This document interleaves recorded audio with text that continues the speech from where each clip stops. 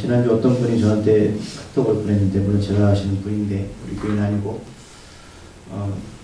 지난주 설교를 들었나봐요. 어버이날이었잖아요. 어버이날 많이 하는 설교가 이제 그 설교 제목이거든요. 부모님께 공경하면 어떻게 된다? 장수한다. 정호사님 기도하셨지만 장수가 뭐죠? 건강하게 오래 사는 거죠. 그렇죠. 근데 어떤 질문이냐면, 그러면 일찍 죽은 사람은 부모한테 공경하면서 그런 거예요? 저한테 카톡을 보내왔어요. 그렇죠.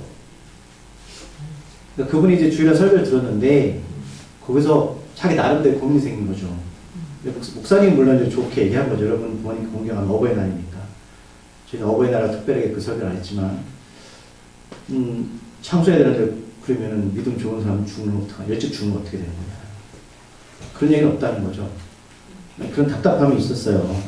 이런 거 어떻게 생각하십니까? 답을 드리지 않고요. 우리가 하나님의 말씀을 보고 들을 때에 그 메시지 가운데서 하나님의 마음을 읽어가는 작업이 굉장히 중요하거든요.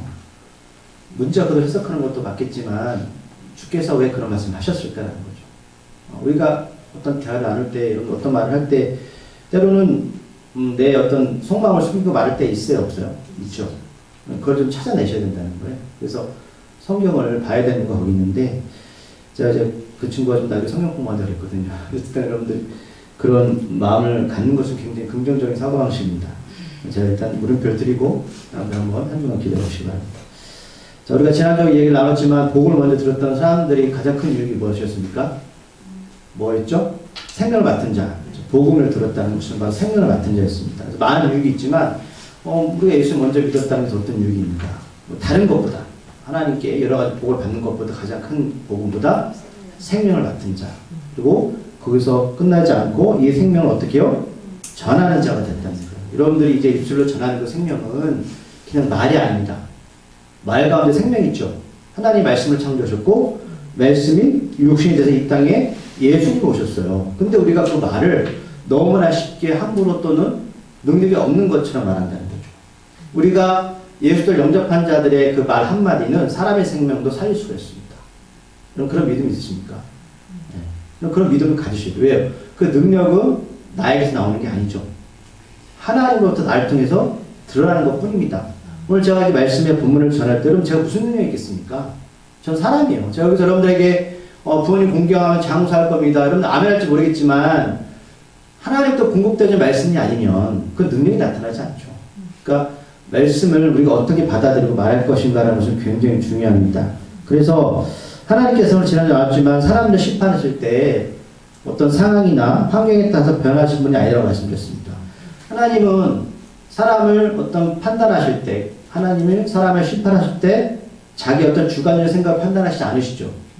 말씀으로 자기 언약의 기준으로 삼으신다는 거예요. 네. 하나님이라, 전능하신 하나님이라 할지라도 자기가 말하지 않은 거에 대해서 우리한테 어떤 강요나 또는 그 기준을 삼지 않으십니다. 항상 자신의 언약, 말씀을 가지고 그렇게 하십니다. 근데 어떤 이들은 율법에 참된 이미 하나님의 말씀을 잘못 곡해해서 율법을 듣고 나서 나는 율법을 잘 지키면 하나님 나라를 갈 수 있어라는 주관적인 생각을 가지고 살아가는 사람이 있어요? 없어요? 있죠. 그래서 바울이 지난주에 어떤 비유를 했냐면, 유대인들이 지키는 고르반이라는 율법에서 말씀드렸죠. 고르반. 그러니까 유대인들이 계명이 많다고 말씀드렸잖아요. 어떤 계명을 먼저 지키는가, 어떤 계명이 가장 큰가. 이런 그렇잖아요. 어떤 일을 할 때 동시에 겹쳐졌어요. 어떤 일을 먼저 하시나요? 중요한 일, 급한 일 먼저 하시잖아요. 그래서 유대인들 그런 궁금증이 생겨서 주님께 질문을 던졌잖아요.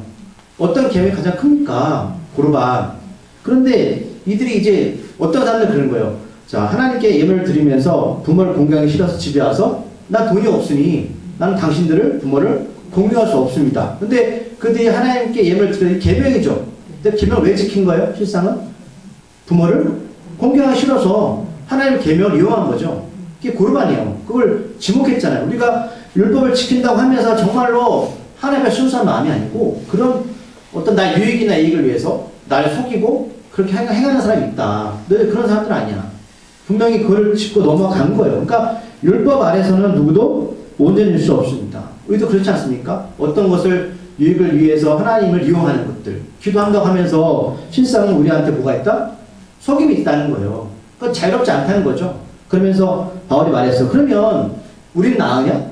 그럼 우리 그리스도인 나았냐는 거죠. 로마에 있는 성도들, 지금 우리들, 그럼 너희들은 그래 율법 안에 율법을 벗어나서 노력하다 살고 있는데 그럼 너희는 나으냐? 라고 질문을 던졌잖아요. 그때 어떤 답이 있었죠? 아니다. 우리 다 죄인이다. 그러니까 예수를 모르거나 예수를 아는 사람 모두 다 죄인이라는 거예요. 그렇잖아. 하나님을 몰라도 율법을 몰랐던 사람들, 양심은 있지만 양심을 지키려 노력했던 사람들이나 또는 잘 안 됐던 사람들 또는 교회 공동체 하는 모든 사람들 다 뭐다? 죄인이다. 벗어날 수 없다는 얘기 하는 겁니다. 여러분 아멘이십니까?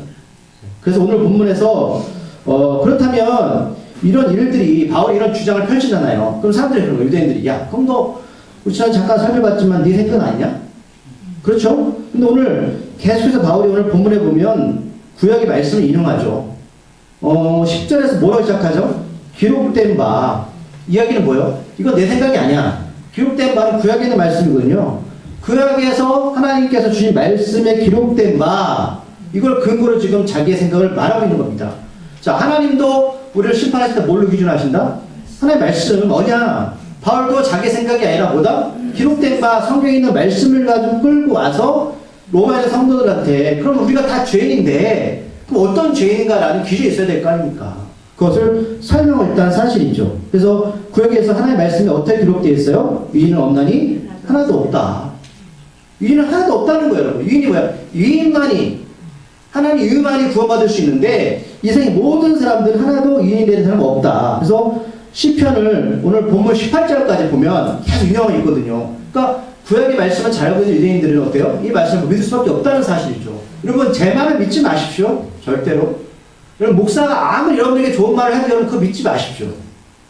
그건 사람의 말일 뿐입니다.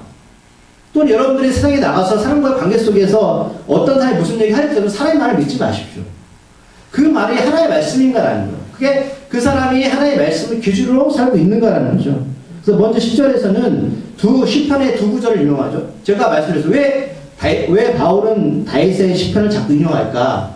왜냐면 다윗이 그렇게 살았거든요. 다윗 여러분 온전한 인생을 살지 못했습니다. 하나님께 선택받았지만 그도 죄를 지었어요.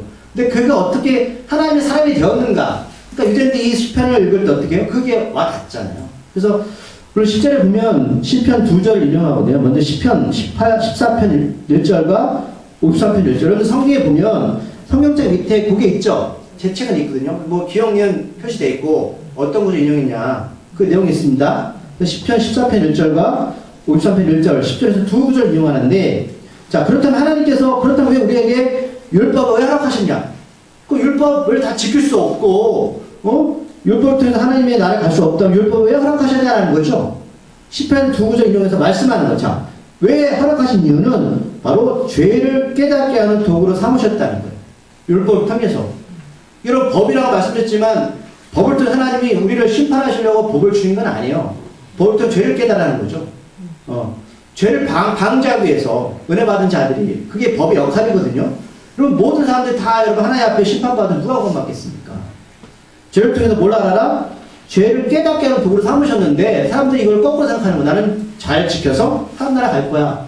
하나님께서 율법을 주신 목적과 이유가 맞지 않죠. 그러니까 정반대로 살아가면 되니까요. 사람들이. 그런데 이 의미를 모른 채 유대인들은 자꾸만 어떻게 해요? 율법을 잘 지키는 욕심에 사로잡혔습니다. 근데 그 욕심은 괜찮아요. 저는 그건 선한 욕심을 생각해요. 하나님의 말씀을 잘 지키는 거. 그런데 여기서 끝나지 않죠. 잘 지켜가니까 어떤 일이 발생했죠? 사람들 정죄를 시작하는 거예요. 야, 나 이렇게 율법 잘 지키는데 넌 뭐냐? 왜? 사람들 그 사람 존경하거든요. 저 장로님 권사님 보니까 뭐 우리가 할 수 없는 것들 많이 해 교회 안에서.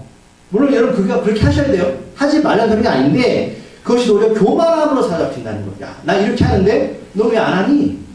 그럼 율법에 주시는 참된 의미가 사라지는 것이죠. 그게 또 어디까지 가냐면 이 정도 해야지 어떻게 할 수 있다? 구원받을 수 있다.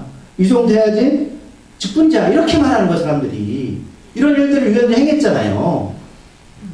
라는 착각 속에 살아간다는 겁니다. 착각 속에. 자, 이 부분을 예수님께서는 여러분 시작 보시면 여러 군데에서 질타하신 장면 아시죠? 그렇죠? 바리새인 유대 사두개인들한테 막 제가 누차 말씀드리면 그들의 삶이 잘못된 게 아니라 그들의 속마음이 변하지 않은 채 겉모습이 그런 형식적인 모습에 치우친 것을 하나님이 예수님이 자꾸 질타하신 거거든요. 너희를 정말로 그런 모습으로 하나님 나라에 들어갈 수 있을 것 같아? 율법을 통해서 죄를 깨닫게 되면 이런 사람들을 정죄할까 정죄하지 않을까요? 여전하지 않죠. 율법을 통해서 나를 깨닫게 되면 바울처럼 나는 죄인 중에 교주다. 그럼 바울의 귀신은 뭐예요? 자, 내가 예수 그리스도를 알았는데 전에는 어떻게 살았습니까? 내가 예수 믿는 사람 잡아 열심히 하면 내가 정말 잘난 줄 알았어요. 근데 담에서 예수님 만났어요. 생각이 달라졌잖아요. 아, 나는 정말 악한 존재였구나. 그걸 깨닫는 사람 그거 어떻게 변했죠? 겸손하고 나간 거예요.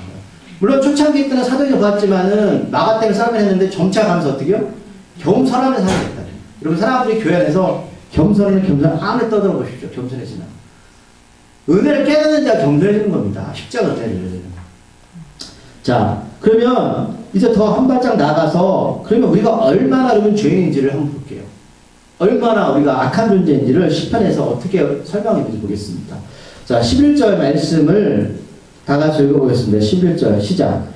깨닫는 자도 없고 하나님을 찾는 자도 없고. 이거 시편에서 인용한다고 말씀드렸죠. 자, 다윗이 고백하는 건 두 가지다. 죄인들은 어떤 특징이냐면 그들은 깨닫는 게 없는데, 여기서 깨닫는 건 어떤 깨달음이냐면 영적인 교감을 말해요. 하나님과 영적인 교감을 말하는 거예요. 그냥 하나님을 안다라는 게 아니에요. 여러분, 하나님을 안다라는 지식적인 거죠. 여러분 성경 왜 읽으세요? 성경을 통해서 하나님을 영적으로 깨닫기 위해 성경이 있는데, 어떤 사람들은 여러분 성경을 더 많이 읽지만 지식은 알지만 영적으로 깨닫는 사람이 없어요.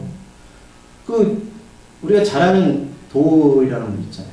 아시죠? 그러면 신학도 공부했죠. 그럼 예수님을 알았을까요? 깨달았을까요? 아니에요. 몰라요. 지식은 알지만 하나님을 영적으로 깨닫는 사람이 아니에요. 오늘 다시 그런 얘기하는 거야. 너희들 죄인들의 특징이 뭐냐? 그들은 영적으로 하나님을 깨닫지를 못했어. 그러니까 영적인 교감이 없으니까 두 번째로 어떤 현상이 나타나냐면 하나님을 찾지 않아요. 왜요? 영적으로 깨닫는 사람은 하나님을 찾으려는 시도를 하겠죠. 근데 영적으로 하나님을 모르니까 하나님을 찾으려는 시도를 하지 않습니다. 그러니까 어떤 이들은 제가 이 부분 말씀드렸지만 도를 닦는 사람들 영적으로 민감하기 때문에 나름대로 어떤 신들을 섬기는 거예요. 그들 예수님 몰라서. 나름대로 뭐 다른 신을 섬기거든요. 그래서 그런 존재도 있죠. 영적 민감한 사람. 하지만 그들은 하나님을 몰라요. 네. 여러분 하나님을 영적으로 깨닫고 찾는 데를 소망합니다. 네. 이런 존재가 돼야 되는데 그렇지 못하다는 거죠. 그리고 이런 일이 특징이 있는데 12절에 두 가지의 특징을 말씀하고 있어요. 하나님을 영적으로 깨닫지 못하고 찾지 못하는 자들의 특징이 뭐냐? 12절 첫 번째, 다 치우쳐 살게 됩니다. 자, 치우친다는 헬라 원어가 어떤 뜻이냐면 돌아서다, 피하다, 멀리하다 하는 뜻이 있어요. 그러면 이 뜻이 누구로부터 피할까요? 누구로부터 멀리하고 누구로부터 돌아설까요? 하나님. 네. 맞아요. 영적으로 하나님을 깨닫지 못하고 찾지 않는 자의 특징이 뭐냐면 하나님께 돌아서고 하나님께 피하고 하나님께 멀리합니다. 왜 그럴까요? 하나님 주신 여러분 말씀은 우리를 변화시키고요. 여러분 생명을 인도하잖아요. 그게 싫은 거예요. 왜? 간섭하니까. 하나님 영적으로 깨닫고 찾는 자들은 내가 하나님께 가려고 하고요. 하나님께 몸부림치죠. 하나님 만나려고 하고. 그런데 그것이 하나님의 간섭이 싫으니까 하나님께 돌아서 하나님께 멀려고 하나님을 피하게 되는 겁니다. 그래서 그들이 두 번째 어떤 특징이 나타나냐면 함께 무익한 삶을 살아가는데 여기서 무익하다라는 헬라 원어의 어떤 뜻이냐면 쓸모없이 되어버린 가치의 상태입니다. 그러니까 우리가 볼 때는 저 사람이 세상적으로 성공했어요. 잘 살았어 라고 말하지만 바울의 입장은 뭐냐면 그가 영적으로 하나님을 깨닫지 못하고 하나님을 찾지 않는 특징이 뭐냐? 하나님을 돌아서 하나님을 피하고 하나님을 멀리하기 때문에 하나의 관점이에요. 하나의 관점은 그는 무가치한 상태입니다. 무가치한 인생을 살아가는 거예요. 이제 이해하시죠? 어떤 의미인지. 이게 바울의 입장이에요. 이게 바로 다윗 시편에 기록한 겁니다. 아무리 세상에서 그가 어떤 것을 얻을지라도 잘 산다 할지라도 그는 무가치한 삶을, 무익한 존재의 삶을 살아가는 것 뿐입니다. 자, 하나님과 다른 길을 가는 사람들은 무가치하기에 어떤 행동들도 선하지 않습니다. 하나님의 관점이 그래요. 그가 어떤 사람을 할지라도 그건 선한 게 아니에요. 이 부분에서는 반감을 가시는 분들도 있을 거예요. 나는 그래도 남들보다 선하게 살아왔어. 또는 그런 교회 안 다니는 분들, 예수님 모르는 분들. 하지만 하나님 볼 때는 아니라는 거예요. 그건 선한 게 아니야! 라고 분명하게 매도 짓고 있습니다. 자, 그런데 이제는 말씀 앞에서 철저하게 우리들의 삶을 비춰보시고 하나하나 파헤치고 우리가 바라는데 이후부터 이제 왜 선하지 않은지, 왜 그들이 무가짜한 상태인지를 더 보충 설명하고 있는 이것도 성경을 인용하고 있죠. 이제 13절에서 시편 5장 9절을 인용합니다. 그러면 그들을 무가짜, 영적으로 하나님을 깨닫지 못하고 찾지 않는 특징이 뭐냐? 그들의 목구멍은 뭐다? 열린 무덤이다. 예수님 인용하셨거든요. 이스라엘 땅은 여러분 제가 이거 한번 설명해 드린 적이 있는데 굉장히 여러분 낮에는 덥고 40도 넘어가고 밤에는 추워요. 고다습하거든요. 굉장히 낮에는 덥습니다. 그러니까 습기가 없어요. 그리고 땅은 석회질이라 이렇게 우리처럼 무덤을 파가지고 이렇게 시신을 매장하지 않습니다. 내가 이거를 그 회창 무덤 한번 설명해 드린 적 있죠. 그래서 무덤을 깊게 파지 않아요. 그래서 어느 날 보면 막 뭐 시차가 소리 쭉쭉 나와요. 밟고 나와요. 부정한 자라고 밟으면 안 되잖아요. 그런데 그렇기 때문에 재력가들은, 돈이 많은 사람, 권력가들은 어떻게 무덤을 쓰냐면 굴을 파서 무덤을 쓰거든요. 그럼 예수님도 십자가 돌아가셨죠. 그때 예수님 시신을 달라고 했던 사람이 누구냐면 아리마대 요셉이었어요.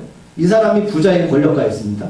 그래서 이 사람이 예수님을 시신을 가져다가 필요할 때 달라고 해서 자기가 장세될, 죽지 않았는데 그 땅굴을 준비한 거죠. 굴을 준비했죠. 그 굴에 예수님을 장사 지냈습니다. 그러니까 얘를 시신을 우리처럼 이렇게 썩는 게 아니라 고온해가지고 뼈가 나와요. 그래서 뼈를 나중에 수습을 하거든요. 그러니까 무덤이 여러분 작을까요? 클까요? 크죠. 그러니까 예수님이 돌아가시고 3일 되는 날 주일을 찾아가잖아요. 무덤으로. 굴무덤 찾아가죠. 그래서 그 무덤을 이제 굴로 막거든요. 그 무덤은 사람이 들어가 나갈 수 있는 큰 겁니다. 그러니까 이해하시죠? 어떤 뜻인지. 그러니까 사람의 목구멍은 굴무덤처럼 어떤 것도 삼킬만 한데 이 무덤에서 뭐가 나온다? 죄가 나온다는 거예요. 죄가. 여기서 악한 것들이 부어 나온다는 거예요. 큰 무덤. 그러니까 굴이 크다 말씀드렸잖아요. 우리 목구멍은 작죠. 근데 비유로 말씀하는 거예요. 시편에서. 너희들 목구멍은 굴무덤처럼 커가지고 뭐가 나온다? 죄악들이 쏟아져 나온다는 거예요. 너희 목구멍에서. 인정하실 말 없으시죠? 자, 야고보서 3장 한번 찾아볼게요. 5절 6절. 거기 사도행 로마서 띄워놓으세요. 야고보서 3장 시작 373쪽입니다. 야고보서 3장 5절 6절.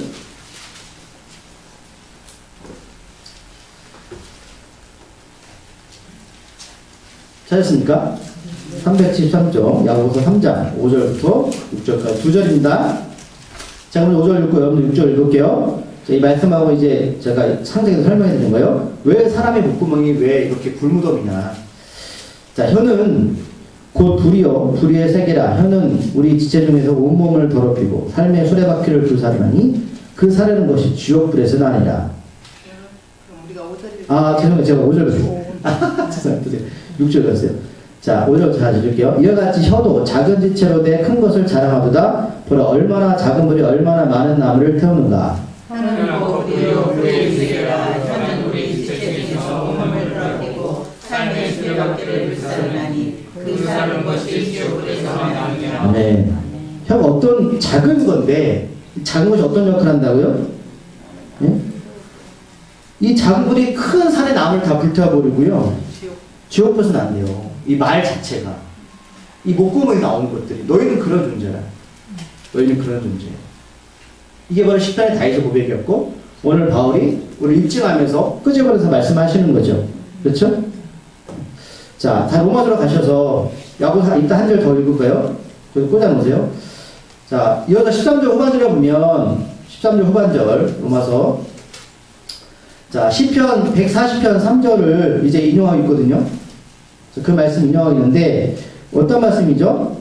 그 혀로는 뭐랍니까? 속임을 일삼으며 그 입술에는 뭐가 있어요? 독사의 독이 있다라고 이렇게 또 바울은 시편에 있는 말씀을 인용하면서 말씀하는데 여기서 이게 시제가 중요한데 이 미완료 형태거든요. 그 무슨 말씀이냐면 사람이 한두 번이나 이렇게 사람을 속이고 독사의 말을 하는 게 아니에요. 바울이 표현하고 그 다음에 다시 표현할 때 미완료가 뭐냐면 아직 끝난 게 아니에요. 계속해서 반복적으로 어떻게요? 이렇게 속임을 내뱉고 독사의 도구로 말한다는 거예요. 그러면 만약에 제가 한번 재밌는 얘기를 하는데 독사가 여러분 독사의 침이 뭐예요? 특허심 독이잖아요. 근데 독사가 스스로 남을 위한다고 하면서 침을 아끼지 않고 남발하면 어떻게 되는 줄 아세요? 다 죽어요. 우리 목구멍에서 우리가 사람을 살린다고 하는 이 말이, 이 언어가, 우리 죄성이 때마다 사람을 살린다고 애를 쓰잖아요. 근데 바울이 말하는 게 뭐냐면 너희 침은 사람을 죽이는 거야. 그러면 만약에 여러분 독사가 스스로 힘으로 독사에서 탈피할 수는 없죠. 그렇죠? 누군가의 도움이 필요하잖아요. 이게 적법침이 예수 그리스도 것이거든요. 그러니까 우리가 그런 사람이 사람 살린다고 말하지만 너희 독을 내뿜는 존재야. 자, 그 입술로 찬양과 감사가 아니다 보다 오히려 죽이는 독이 가득할 뿐이다. 자, 아까 야고보서 3장 8절 한 절 더 읽어볼까요? 야고보서 3장 8절입니다. 373쪽. 야고보서 3장 8절. 자, 찾았습니까? 네. 읽어볼게요. 시작. 혀는 능히 길들일 사람이 없나니 쉬지 않는 것이요 죽이는 독이 가득한 것이라. 혀는 사람으로 여러분 이걸 길들일 수 있는 존재가 아니에요. 누가 제가 성령께서 하셔야죠. 이 독의 말을 성령께서 뭘로 사랑의 말로 바꿔야죠. 이걸 바울이 말하고 싶은 거예요. 지금 너희들 율법으로는 사람 행위로 그게 되는 게 아니야. 이 말을 하고 싶었던 거죠. 그래서 14절에 보면 14절 말씀을 다 같이 읽어볼게요. 시작. 그 입에는 저주와 악독이 가득하고, 이것도 시편 10장 9절 말씀을 인용하고 있거든요. 자, 여기서 저주 악독이 가득하다는 것은 여러분 사람이 이 목구멍에서 나오는 것들이 어떤 한 부분만 저주 악독이 가득 찬 게 아니라 가득하다는 거예요. 그럼 여러분 이게 어디서 나온다고 말씀드렸죠? 마음에서 나온다. 생각에서. 이 생각과 마음에서 말로 표현되잖아요. 그러니까 우리가 이 생각과 마음을 하나님의 말씀으로 생명을 가득 채울 때 나오는 것은 사람을 살릴 수 있는데 그게 없으면 어떻게 해요? 독으로 사람을 다 죽여가는 거예요. 너무 가득 차가고. 이게 우리의 존재다라고 말하는 거예요. 어떤 분은 그럴 거예요. 참 받아들이기 불편하다. 그래도 나는 이 정도는 아닌 것 같은데 성경이 너무 나를 잔인하게 표현하는 거 아니라고 하시는 분도 있을 거예요. 뭐 그렇게 뭐 여러분 생각하는데 제가 어떻게 하겠습니까? 저도 마찬가지고. 자, 그렇다면 이제 14절까지는 말로 일어나는 죄를 들춰냈다면 이제 15절부터 뭘까요? 행동으로 나타나는 죄를 기록하고 있는데 이것도 이사야 59장 7절 인용하는 거거든요. 이 말씀도. 자, 입의 말과 악행은 어디서 나온다고요? 악한 마음과 생각나는 거예요. 예수님도 제가 이거 몇 번 말씀드렸는데 사과 나무를 심으면 뭐가 열매를 맺을까요? 사과죠. 감나무는 감이에요. 죄의 사람은 뭐가 나올까요? 죄의 덩어리입니다. 그걸 숨길 뿐이에요. 아무리 그가 돌을 닦고 착한 애들은 사람이 변하지 않습니다. 본질 나가죠. 사람 본래 하나님을 마음에 두기 싫어하는 현상이기 때문에. 그러기 어떠한 선도 나타낼 수 없는 사람은 우리가 지난주에 배웠지만 너희들은 마음에 할례를 받아야 된다. 겉으로는 할례가 아니야. 영의 할례를 받아야 돼. 그 할례를 누구시다? 예수도의 피. 자, 피를 흘린다는 것은 악행의 결과죠. 피는 생명의 원천입니다. 결국 악행으로 말미암아 생명에서 벗어난다는 뜻입니다. 마음에서 말로 그리고 행동으로 이어지는 악행은 누군가의 피를 흘리게 만드는 거죠. 예수님의 피는 사람을 살렸지만 악행의 피는 뭐예요? 사람을 죽이는 거예요. 피를 많이 흘리면 죽게 되죠. 그러니까 피를 흘리며 발로 다니는 그 길에는 16절에 보면 어떤 결과가 나타난다? 파멸과 고생입니다. 그러니까 사람들은 지금 나는 잘 되고 있어 라고 말하지만 이 시제도 중요해요. 16절이 파멸과 고생은 어떤 시제냐면 미래입니다. 그러니까 바울과 이사야에서 말하는 그 시제는 뭐냐면 하는 생각은 저 사람이 지금 어떤 삶 가운데도 잘 살고 있어 말하지만 하나님은 저 사람은 파멸과 고생이 올 거야. 미래. 그게 어떻게 벌일지 몰라요. 이게 바로 성경의 관점입니다. 이게 결과다. 미래에 주어질 결과야. 최후에는 하나님 나라 가실 때 일어나겠죠? 이미 로마서 2장 9절에서 뭐라고 표현되냐면 앞에서 로마서 2장 9절 읽어볼까요? 로마서 2장 9절 찾으셨나요? 네. 읽어볼게요. 시작. 악을 행하는 각 사람의 영에는 혈관과 공부가 있으니 원전은 유대인에게요 그리고 헬라인에게요. 아멘. 그럼 여기서 악을 행하는 자는 나쁜 일을 하는 사람을 말하는 게 아니에요. 아시죠? 어떤 자든지 아죠? 율법을 지킨다고 하면서 하나님을 모르는 사람들이에요. 그들의 영은 뭐다? 판단과 공부가 있는 거예요. 파멸과 뭐가 있다? 고생이다. 당연히 영혼의 그 판단과 공부 속에서 오는 것이 17절에 보면 뭐냐면 평강의 길을 알지 못했다. 예수님이 부활하시고 나서 여자들이 찾아가죠. 천사가 여자들한테 맨 처음 한 소리가 뭐예요? 샬롬입니다. 평강이 있을지어다. 예수님이 두려움에 떨던 그 제자들에게 나타나서 처음에 하는 건 뭐죠? 너희들에게 샬롬, 평안이 있을지어다. 예수님이 우리들에게 이걸 원하시거든요. 너희는 평강이 있니? 근데 우리는 착각하는 게 맞아요. 그럴 수 있어요. 무엇인가 채워주고 많아지면 내 안에 평강이 있을 줄 알아요? 물론 틀린 소리 아니에요. 아픈 사람이 병이 나야죠. 내가 돈이 없으면 돈이 많아져야죠. 근데 그것이 계속 지속적일까? 그리고 끝에 가서 제가 말씀드린 적이 있는데 사람의 궁극적으로 가장 불안한 게 뭔지 아십니까? 죽음입니다. 죽음에서 벗어나지 못하는 거, 그래서 평강이 없는 겁니다. 하루하루 나름대로 열심히 살고 세상에 성공도 얻었지만 그 안에 뭐가 없다? 평강이 없다. 그들의 평강이 영혼의 공과 아픔만 있는 거야. 자, 평강의 왕이신 예수 그리스도.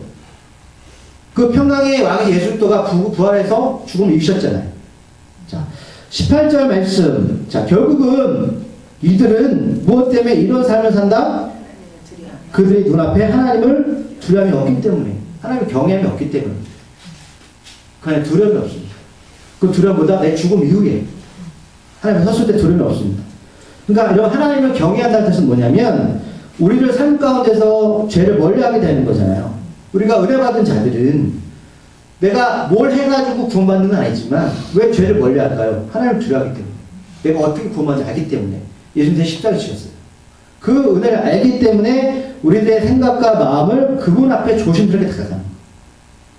그런데 죄를 견제하는 그 경험이 사라지면 온갖 종류의 삶이 거침없이 우리 죄들이 우리 앞에 빠지게 됩니다.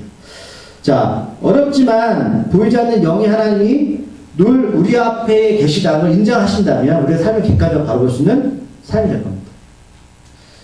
그러기에 세상의 모든 사람들은 율법을 들이대면 다 죄일 수밖에 없습니다. 오늘 바울이 굉장히 똑똑하죠. 여러분 여기 가면 난 아니라고 말할 수 있는 사람이 있어요. 그런데 여전히 율법을 주장하고 본인은 잘한다고 하는 사람들은 19절에 보면 야 그러면 그들은 어떻게 할 거냐. 19절 말씀 읽어볼게요. 시작. 우리가 알거니와 율법이 말하는 바는 율법 아래에 있는 자들에게 말하는 것이니 있는 모든 입을 막고 온 세상으로 하나님의 심판 아래에 있게 하려 함이라. 아멘. 그래? 그럼 너희들 좋아하는 율법으로 가. 그러면 하나님 널 뭐로 심판하신다? 율법으로 심판할 거야. 더 무섭죠? 여러분 법을 잘 지켜보세요. 율법이 말하는 것은 무엇이든지 율법 아래에 있는 사람들에게만 제한된다. 그래 한번 법으로 너희 삶을 하면 조명해 봐라. 이렇게 하나님 말씀하신 이유는 율법을 잘 지킨다고 말하는 사람들의 모든 입을 막아서 온 세상이 하나님의 심판에 있음을 보여주고 하는 하나님의 생각입니다. 그 하나님 앞에서 할 말이 없죠. 왜? 그날이 되면 하나님 다 드러나게 하십니다. 너 율법에 한번 비춰볼게. 여러분 갓난 아이들이 우리 아이들 어릴 때 보면 아이들 키워보셨잖아요.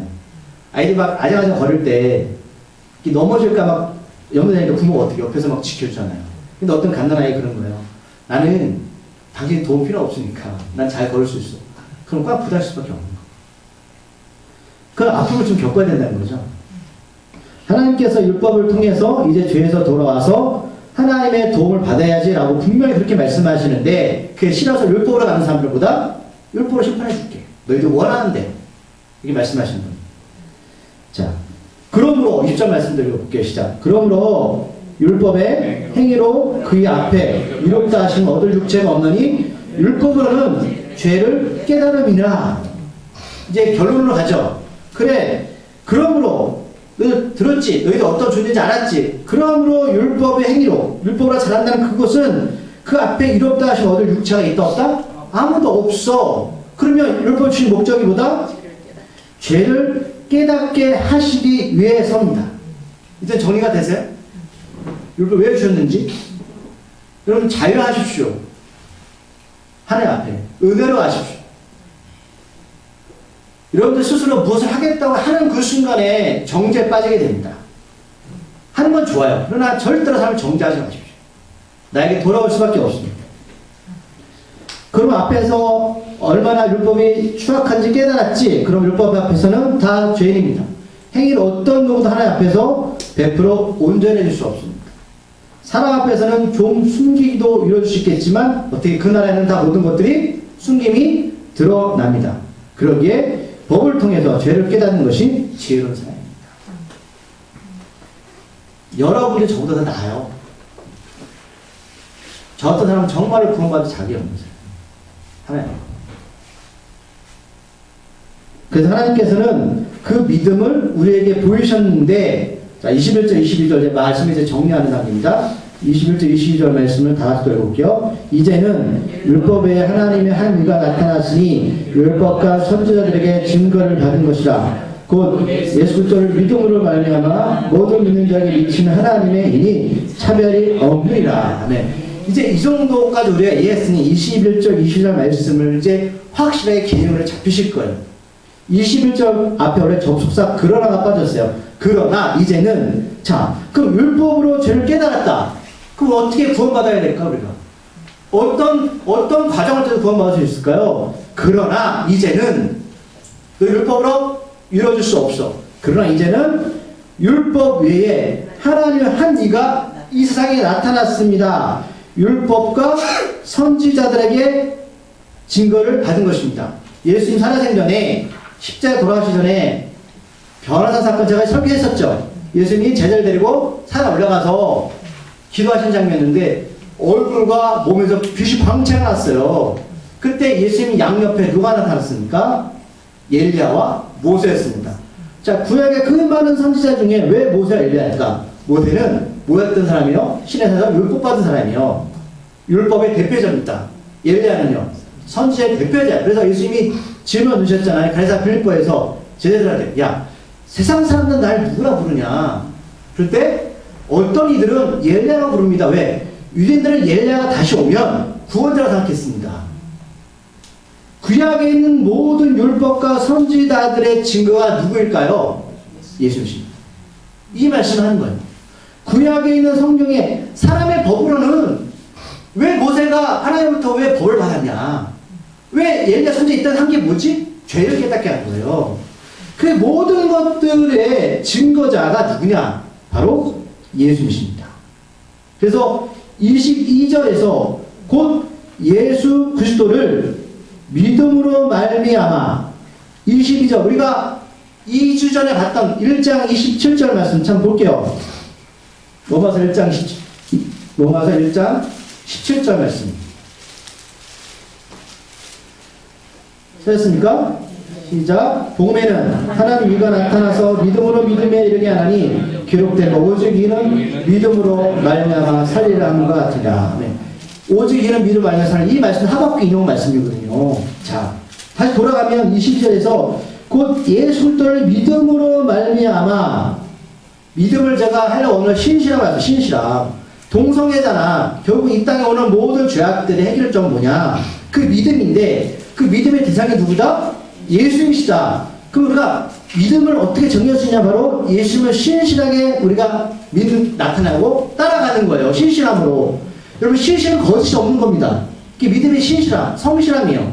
그 뜻이 다 있다고 말씀드렸습니다.